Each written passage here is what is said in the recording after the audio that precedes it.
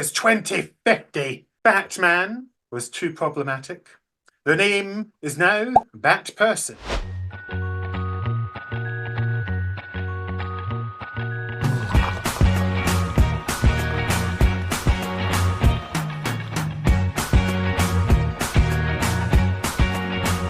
Hello. I am Sister Babushka. I, Sister Alaska Lots. And this is Utter Nonsense. This is the show where we pour a lovely hot cup of tea. And we utter whatever devious nonsense pops into our heads. And we release a brand new episode once a month, every month on the first of the month, along with lots of amazing, fun, short little videos every week in between. Oh yeah, dancing in the radiation. Ooh. This is the nun version of Dad dancing. Holy Father dancing. Forgive me, Daddy, for I have danced. Whee! So, Alaska, I hear we've been fishing around Reddit again. Indeed we have. And as we were trolling Reddit, we discovered some accidental allies. Oh, you mean people that are meaning to put down the LGBTQ plus community sometimes fuck up and actually seem to support us? For those of you who have not come across accidental allies before, essentially it's hateful people who are being kind by accident towards LGBTQ plus people.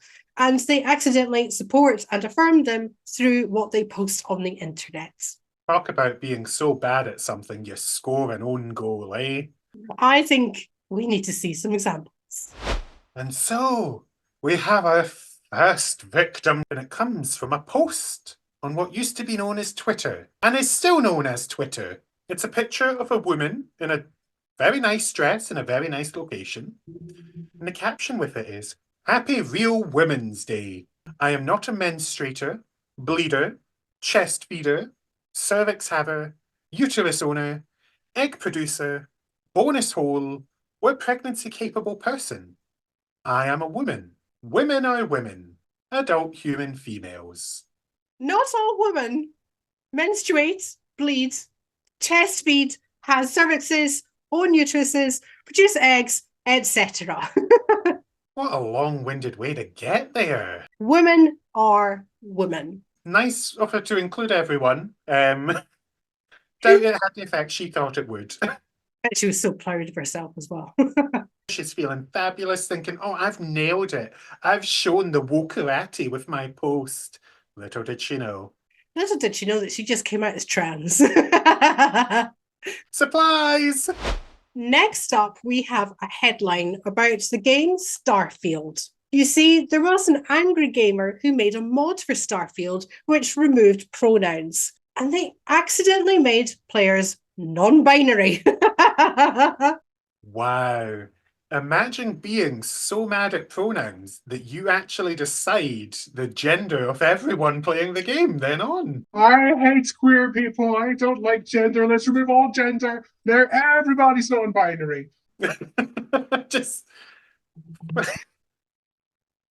I just love that backfire. So inclusive. Again, congrats on coming out. We support. You see, mainstream games, this is how easy it is. If a modder can do it, everyone with those massive budgets for making games can easily include everyone. They did good work there, showing what's possible in video games. We have a picture of, is that a Batman doll? Action figure. A very fabulous looking Batman action figure. A very fancy, bougie, high fashion print with a nice little handbag to the side and a nice gold utility belt. And we have the caption above it. The year is 2050. Batman was too problematic. The name is now Batperson. And we've got a bunch of little tags around him too. So this Batperson doll or action figure has hashtag BLM bumper sticker on the Batmobile, provides a safe space for others, refers to women as birthing persons, has no butler, drinks only soy milk, is non-binary, uses they them pronouns, is non-violent, is funded by Bill Gates, didn't you know? And has had a vasectomy. Not only does Bat Person sound wonderful, but Bat Person is fucking serving that look. That person's had some great outfits during their time, you know, over 50 odd years, but like that one, that is a winner. It's the handbag and the shiny belts that do it. It's the difference between dressing and styling. I mean, you can see that Batman has picked an outfit that goes with the shape of their body to really accentuate all their good points. Like, molto bene. Honestly, Bat Person's nailing it. I'm really impressed. Like, they're providing a safe space. Hang on. Is the suggestion that Batman doesn't provide a safe space for people? I like the Bat Person is providing a safe space. We love this for them. Yes, this is what it should be. Well, also non-violently tackling crime. And I'm also impressed at how on it Bat Person is with reproductive rights. It is much easier to have a vasectomy than make other people, you know, take lots of birth control pills and go through lots of pain and discomfort and side effects. Yes. And I'll also say, well done on Bat Person for caring about the environment and drinking soy milk instead of dairy, which we know causes a lot of methane gases, which is bad for the environment. Honestly, I think Bat Person's a win. I'm also curious why Bat Person is funded by Bill Gates, unless that means that, you know, Bruce Wayne has given all his money away to actually helping the economy of Gotham City and providing actual resources for the criminals so that they can reform their lives, which is why he doesn't need to be so violent. Look at that. A billionaire using their money to actually do good in the world. Bat Person, the hero for our times. Yeah, to the next one. We have this wonderful quote from the Bible, from Leviticus 20:13. And it says, "A man who lays with another man should be stoned." Thereby proving that the Bible says being gay is fine as long as you're high. I can't believe we've been reading it wrong all this time and nobody noticed. It's surprisingly silent on other genders sleeping with other genders, isn't it? For once, the people in the crossfires are only the cishet gay men. Oh, they wanted all the attention all these years. Well, now they've got it. Everyone else can just keep doing what they're doing. If you're a woman who loves women, or a non-binary person who loves non-binary people, or any gender for that matter, have at it. And to be fair, if they're saying lays, I'm reading that as laying down. So if you're standing up and doing it, you don't really need to be high unless you want to be. That's true. If you're stoned, it's much safer to lie down. But if you're not stoned, you feel free to do whatever. Play safe. Shall we move to the next one? Yes. Well, looky here. We have an image of a person sitting with a keyboard and a laptop in front of them. Underneath, somebody has commented, "OMG, she is revealing her secrets. I was into music producing a few years ago. Now I want to go back to that." And it's got a few likes, love heart or two. And then somebody else has decided to comment underneath a correction. He, to which another person has jumped in going, "She's by gender, so he uses both he and she pronouns." You're both correct. Hooray! I love that the person thought that they were like being hateful and going, no. But actually, everyone's correct here. Yes, there are no wrong answers. At the end of the day, why does it matter to that person that thought they were even being nasty? It's like, what have you gained by typing that one word there? It's not even what the video's about. Why have you wasted your time on that? Like, if you're scrolling through the comments and that's the thing that's angering you, I think there needs to be a serious sit down and consideration what's going wrong in your life. There's not even a pride flag in sight. There's nothing. It's just someone talking about music producing. Tell you what, sometimes these right-wing snowflakes, eh? Side note, I really, really hate people using the term snowflakes. The right to do it all the time, all these left-wing snowflakes. I don't know what they're saying. Like, pal, if you put a whole bunch of snowflakes together, it's an avalanche. That's pretty darn devastating. It's powerful. Snowflakes are not pathetic little things. Stop it. Also, the fact that, like, no two snowflakes are the same. So actually, you're just commenting that everyone's unique and individual. And I'm like, Well, that is true. Well done. Accidental ally.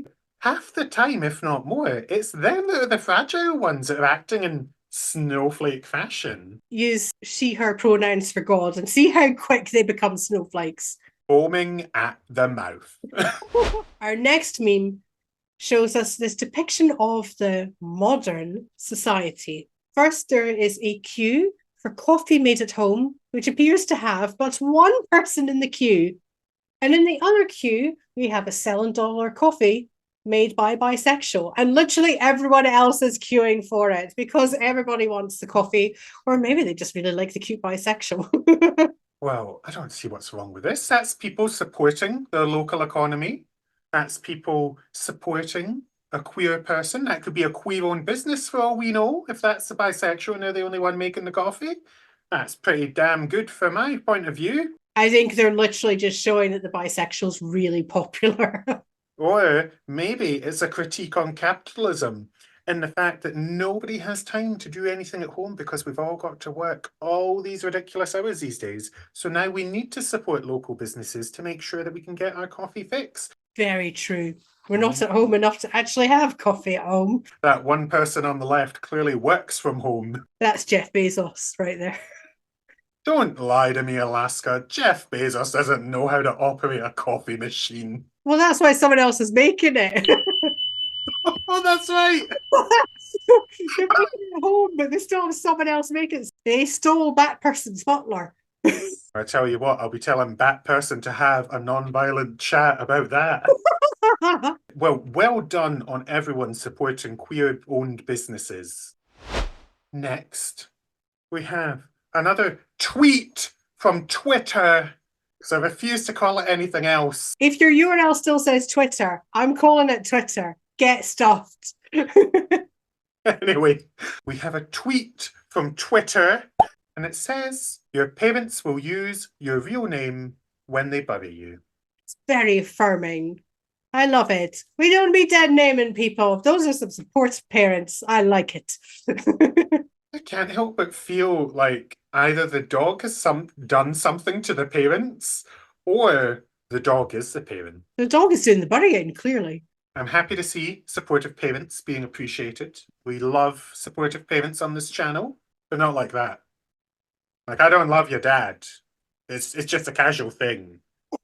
It's just a casual thing. It means nothing to me. Hopefully your dad feels the same. Glad we clarified this. Out of the gay agenda, sleeping with everyone's dad. It's in my rule book. On to our next one. This one is very, very straightforward. We have a picture of a woman looking rather disgusted, which says, a trans man should be allowed in women's toilets. I love the typo. The typo gets me. Like, allowed? They must be loud and proud. If you want the trans men to be really loud in the toilet, I mean, okay. It's a bit of a weird request, but... Is a weird request anyway. People can go where they're more comfortable. Let the trans men go to the men toilets. Thank you. Just let people go to the bathroom without fucking judging. Jeez. People just need to pee. Or shit. Or vomit. Whatever you're doing in there, that's your business, not mine. I don't want to know. I pray for the poor bastard who does all three at once.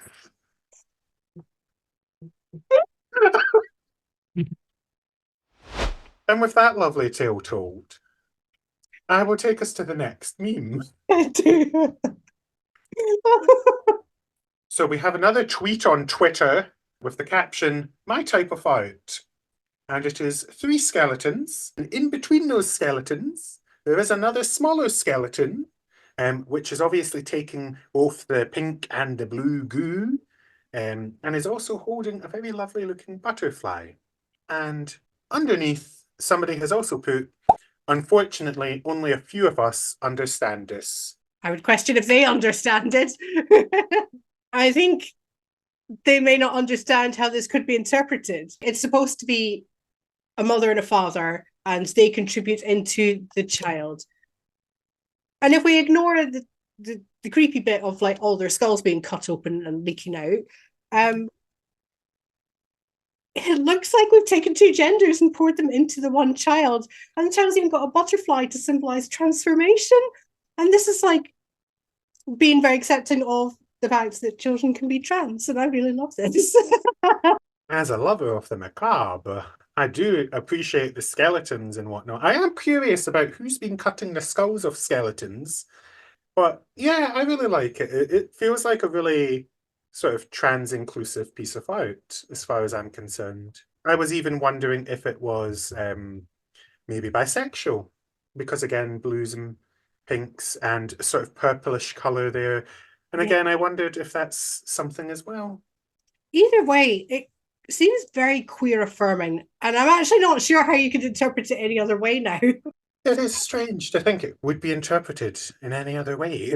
It's very sweet. I love the idea that like all the different energies from the parents can combine to make a whole new person who's got an entirely different energy made up of various different parts. Surprisingly, that is how having kids works, is that they're their own person, and some things they will learn from you, some things they will inherit, and other things will be brand new things that you've never experienced before. Anyway, moving on. Yeah. Next, we have what I can only assume is yet another tweet. The original poster has said something a bit odd. They've written, trans women are women in the same way that cuckoos are birds. What? And the person underneath has replied saying, so do you accept that trans women are women? Because cuckoos are birds, yes, well done. What do they think the cuckoo clock is? Like, do they not know? I do wonder if maybe they think that cuckoos are not a real thing. Like they've only ever seen them in a clock and they're not aware it's a real bird. Ah, yes, the infamous lie of the cuckoo. Maybe this person doesn't believe any birds are real and they're actually government agency spies. Birds are not real. My favorite conspiracy theory. Well done on them for being so positive about how trans women are indeed women. Certainly not an analogy to use, but yes, cuckoos are birds and trans women are women. Very inclusive. So we have a picture. Well, we have two pictures, one on top of the other. So on the top one, we have the collection of the X-Men, the superheroes that fight for mutant rights, but are a great analogy for many marginalized people. It's questionable why there's two Magnetos and two Xaviers at the same time, but you know what? I'm gonna not nitpick. And then underneath, we have a bunch of people looking fabulous. They are serving cunt. So they are actually all looking quite fabulous, aren't they? And this is captioned as X-Men. Yes, some other marginalised people that we are recognising quite rightly as not being men. It's perfect to have the champions of marginalised groups, as well as then a group that has been marginalised by wider society. We could take a lesson or two from them. Look at this beat up old face. I'm not serving anything other than radiation biscuits. I'm serving glitter, which is kind of like the herpes of the makeup world. Yum. Don't be tasting the herpes. No, no. It's for looks only. Aesthetics. Very good. Well done, person that posted, thinking they were being a dick, but you were actually being supportive.